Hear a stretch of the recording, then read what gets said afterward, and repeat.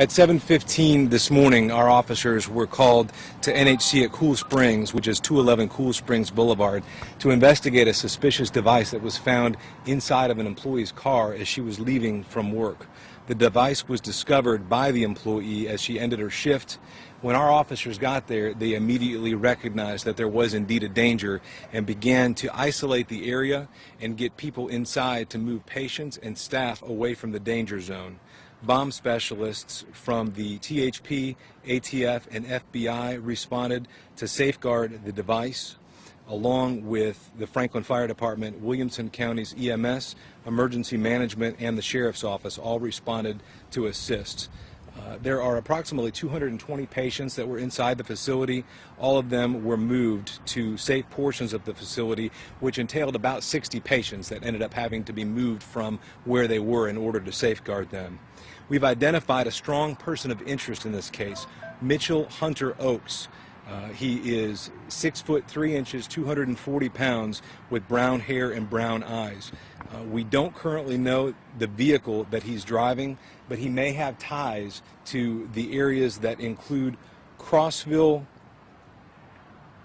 Cookville, and Pikeville. It's Crossville, Pikeville, and Cookville. He is a convicted felon with a violent history, and what concerns us is that he has some extensive knowledge regarding bomb making and weapons.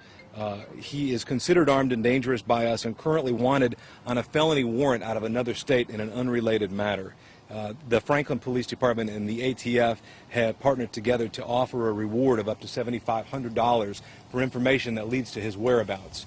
Obviously, if anyone sees him, it's very important that they call 911. If they have information specifically regarding about where we might find him, he can call our dispatch center, which is at 615-794-2513. We have got officers, Sheriff's Department deputies, and federal agents all over the place scouring this area and all of the other areas that I've mentioned for this suspect.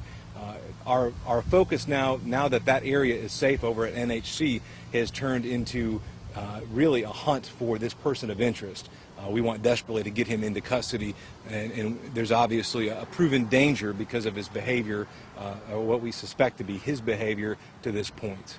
How did you guys know? How did you guys know you're looking for Mitchell? This suspect has a known connection to the person who works at NHC that went out to her car at the end of that shift. So we have very strong reason to believe that he is responsible because there is a history between these two. Can you say the relationship between the two? I'm not absolutely positive of the relationship, but I believe that they are engaged in some way, whether it's they're married, whether they used to be married, or they're otherwise romantically involved. So he was not an employee of... No, he is not an employee. The person that was targeted in this attempted attack is an employee. And this suspect's only connection to the facility is because she happens to work there. Where exactly was the device?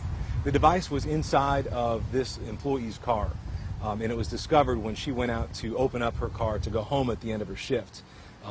We're extremely thankful that the device did not detonate when she opened that car door. If it had, the consequences would have certainly been tragic for her and quite possibly for residents inside of this facility. All of the things were done the right way at the right time by the employee and by the staff at the facility, who quickly moved patients to an area of safety, contacted law enforcement, and once we got on scene and verified what we had, we quickly moved to bring in additional resources that would help us to further safeguard the situation. Was her car unlocked? That I don't know. Okay. Can you describe this explosive device? At this time, I don't want to describe the explosive device. I can say that I have been told that it is fairly sophisticated, and that had it detonated, it would have done a grave amount of harm to anyone that was in the area. So we're obviously working closely with THP Bomb Squad and all of these federal authorities who specialize in improvised explosive devices to kind of make those further determinations. Our top priority at the time was to safeguard that, and we were able to do that, and now this has turned to a criminal investigation with us, with all these other agencies that I've mentioned, and now a hunt for this person of interest. Is the person of interest a resident of Davidson or Williamson counties? I do not believe that he has a residence in Williamson or Davidson counties, but we do think that he has ties to those other cities that I mentioned. And then this parking lot, outside parking lot, it wasn't like inside the facility? No, this was outside the parking lot, but the vehicle was parked in a way that if this device had detonated, we're confident that the impact would have had a negative impact on the people inside that building. This was a very dangerously placed device, and we're extremely grateful that it did not go off. Now we've got a lot of work ahead of us to answer some additional questions and to get this person of interest located and possibly taken into custody. What is he wanted for? Like, what is his criminal past? His criminal past includes felony convictions. I'm told that he's a convicted felon that has done time in the state penitentiary, and that he has got an extensive knowledge of bomb making and of weapons. And so this is obviously someone that we have an extreme interest in getting off of the street and into our custody so we can question him as quickly as possible. How is the woman who found the device? How's I she mean, doing? clearly this was a traumatic event for her, so she's shaken. You know, staff and residents that were inside NHC that know this employee and that were affected, they're shaken. But we're really relieved that all of the right things were done in the right times to quickly safeguard everyone that was involved.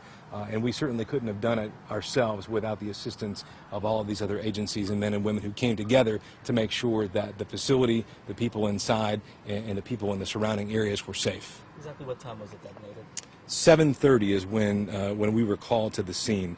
I'm sorry, 7:15 is when we were called to the scene of this And when was location. the bomb detonated or explosive? When was it Stabilized. Yeah, it was I can't tell you exactly what time it was stabilized, but obviously there were a lot of experts, and this work is extremely delicate and very volatile, and so they had to be extremely careful to make sure that when they did safeguard this device, that it was done in a way that would not have any impact to anyone in the surrounding area, including the residents and staff inside the facility. Is the victim still feeling like she's in danger? I can't speak for the victim. She is with police officers, and she's certainly safe.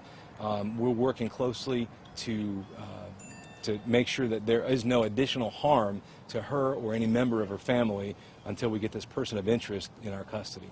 Is there reason to believe that other people are in danger because of him? We don't believe that anyone else is a target, but obviously when you've got someone that has this type of know-how and was willing to place a device that would have done grave damage and destruction to not only this person who we believe may have been the target of this, but to countless other innocent people, we consider him a danger. He is a danger.